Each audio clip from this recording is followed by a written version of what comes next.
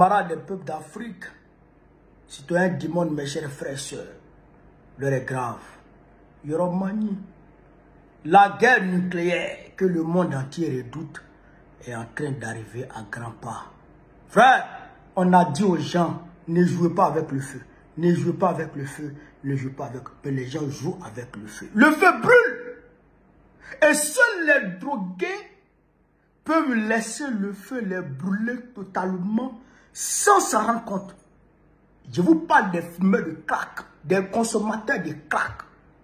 Le feu peut brûler un consommateur de crack, il est couché, puis le feu est en train de le brûler, et puis il ne réagit pas. C'est les Macron là. Quand tu confies ton pays à Macron, un petit drogué.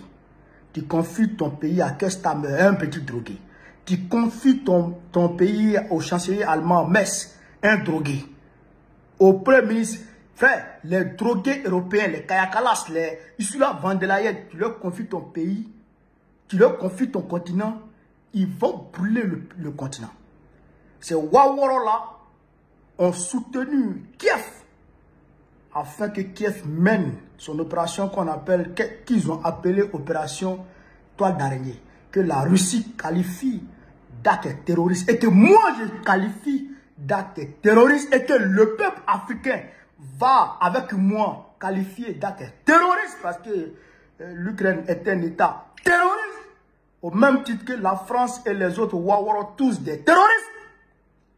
Donc, on va écouter ici. Heureusement qu'il y a des Français qui donnent de la voix, des citoyens avertis de l'Union européenne qui donnent de la voix. On va écouter la vidéo, puis on va décortiquer. Chers camarades d'Afrique, on est parti. L'état-major de Kiev qui organise des actes terroristes demande en même temps une suspension des combats pour 30 ou 60 jours.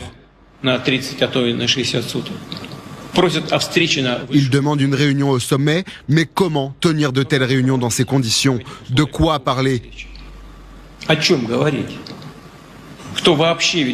Qui négocie avec des terroristes, avec ceux qui parient sur la terreur? Pourquoi les récompenser en leur offrant un répit dans les hostilités? Car il sera mis à profit pour injecter des armes occidentales dans l'armée, pour poursuivre la mobilisation forcée et pour préparer d'autres attaques terroristes comme celles qui ont été perpétrées dans les régions de Briansk et Koursk. Frère, vous avez compris, non? Ah, mais Poutine, il a dit ça. Mais il a discuté avec... hier, il a parlé avec Trump. Il a parlé. Trump l'a appelé. Quand Zelensky a fini son ouré là, le week-end dernier, là, Trump l'a appelé. Trump a appelé Poutine. Pour lui dire, ah, mon frère, on va parler de paix. Parce qu'il y a des négociations, des pourparlers a été prévus à Istanbul, en Turquie, pour la paix. Erdogan est en train de piloter ça. Donc c'est Trump qui a initié ça. D'accord? Trump a appelé. Il sait que c'est gâté. Il sait que son moro Poutine, son cœur est gâté. Donc il a appelé Poutine. Il dit, ah frère, ça, c'est comment? Vraiment, ce qui se passe là, moi, il faut qu'on parle de la paix. Il faut qu'il y ait la paix rapidement. Poutine dit, mais ah, toi-même tu parles de paix. Les actes que le gars a posés dans mon pays là, les actes terroristes que le gars a posés dans mon pays là, toi tu n'as pas vu ou bien quoi? Trump dit, ah, ça là, moi, je ne suis pas dedans. Hein? Je ne suis pas au courant, je ne suis ni de près ni de loin associé à cette affaire. Donc, moi, il faut m'enlever dedans. Trump a dit ça. Ah, mais Trump a dit à Poutine, il ne faut pas trop frapper, il faut faire doucement. Je sais que tu vas riposter, mais il faut aller doucement, mon frère, pas trop frapper. Poutine dit, ça, c'est pas ton affaire. Ce que je suis, moi, je ne cause pas avec les terroristes. Et ils font ça pour saboter le dialogue. Et ils ont toujours fait ça. En 2022, c'est ce qu'ils ont fait. Et c'est toujours les Anglais qui sont derrière. Et des journaux sont en train de titrer que les Anglais, le Royaume-Uni, ont soutenu, ont aidé Kiev à mener cette opération sur le territoire russe. Parce qu'ils ont dissimulé les drones là dans des conteneurs. Ils ont dissimulé ça dans des conteneurs et puis c'est passé. Puis ils ont fait des grands tours, puis ils ont allé maintenant mener l'opération. l'opération, les menteurs, les médias menteurs de la France, ils disent non. 40 avions, les bombardiers stratégiques de la Russie, que c'est 40 qui ont été cassés. C'est 60 qui ont été cassés, ceci, cela. Faux. En réalité, c'est entre 5 et 10. Entre 5 et 10. Alors que la Russie en a près de 150 gouttes d'eau dans la mer. Ça n'entame à rien la capacité militaire de la Russie. Rien du tout. La Russie frappe. D'ailleurs, même, la Russie a mené les frappes depuis avant-hier. Il est en train de bombarder Kiev.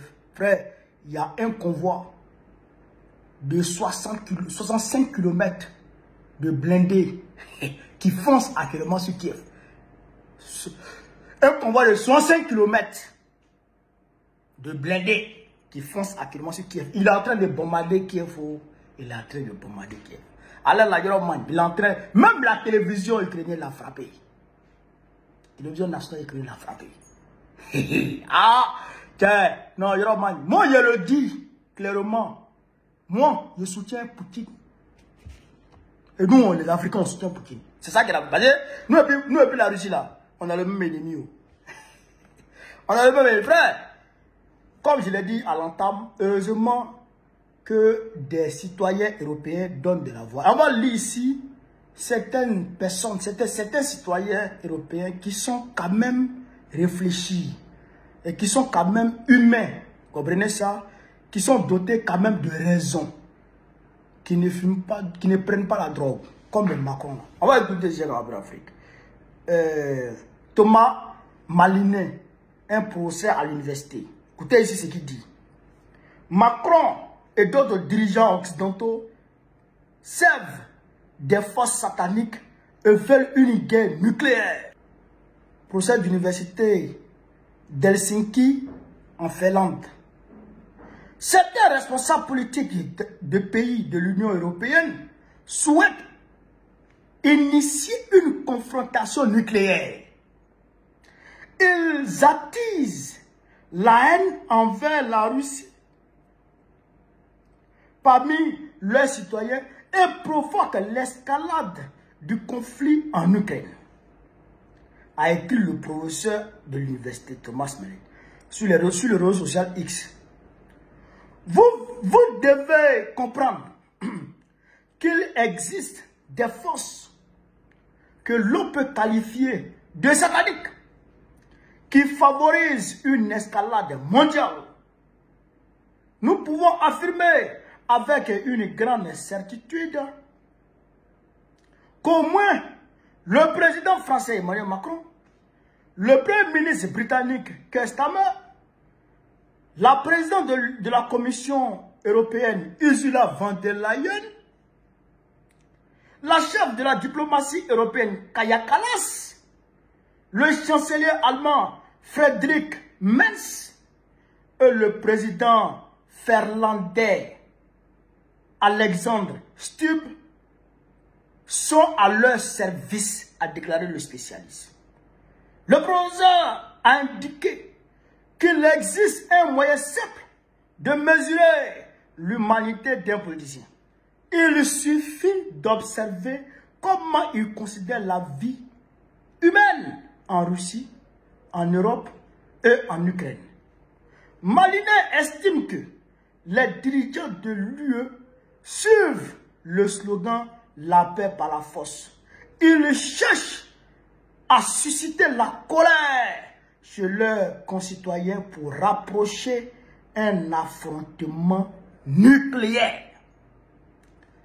Un avis similaire est partagé par le politicien français Florent Philippot, chef du parti Les Patriotes. Frère, écoutez ici.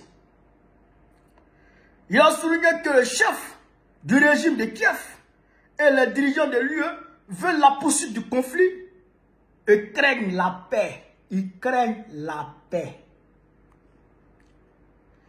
Tous ceux que la guerre a corrompus craignent la paix. Ils se complaisent tous dans la situation actuelle. C'est un moment très dangereux. La France doit sortir de cette guerre au plus vite et ne doit envoyer ni un seul euro, ni une seule arme, ni un seul soldat ukrainien en Ukraine. Ni un seul soldat en Ukraine, affirme Philippot. Ce que l'on appelle l'état profond, ajoute Philippot, jette de l'huile sur le feu. L'état profond jette de l'huile sur le feu afin d'empêcher un règlement pacifique. Prolonger la guerre par une aide militaire sans condition pèse lourdement sur les populations en Ukraine, en Russie, mais aussi en Europe, où les coûts économiques, inflation, énergie, dette publique s'accumulent. La stratégie actuelle semble parfois ignorer l'impact social à long terme en faveur d'objectifs géopolitiques flous. Vous avez compris ça chez Gamapé d'Afrique. C'est-à-dire qu'il y a des gens en Europe là-bas, dans l'Union européenne, et je pense qu'ils sont majoritaires d'ailleurs. Ils sont majoritaires d'ailleurs, parce que même les médias ne leur donnent pas la parole. C'est pourquoi il fallait les chercher sur les réseaux sociaux pour voir leur pensée, pour voir leur position. Vous comprenez? Pour voir leur position par rapport à cette guerre. Frère, Yoromani. Macron, les Macron, ils vont créer la Troisième Guerre mondiale. Poutine est en train de frapper. Il dit qu'il ne négocie plus. Il dit Kiev veut 30 jours pour se donner un répit afin de pouvoir faire rentrer beaucoup d'armes. Il dit lui n'est pas dedans. Soit on arrête totalement la guerre, ou bien on continue.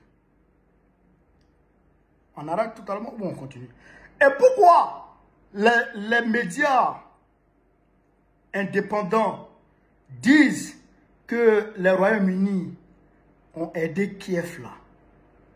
Parce que la Russie était... Vous savez que la Russie est sortie de l'accord START. Vous avez ça, non? La Russie est sortie de l'accord START en 2023 là. Donc l'accord START là, la Russie était dedans avec les Anglais là.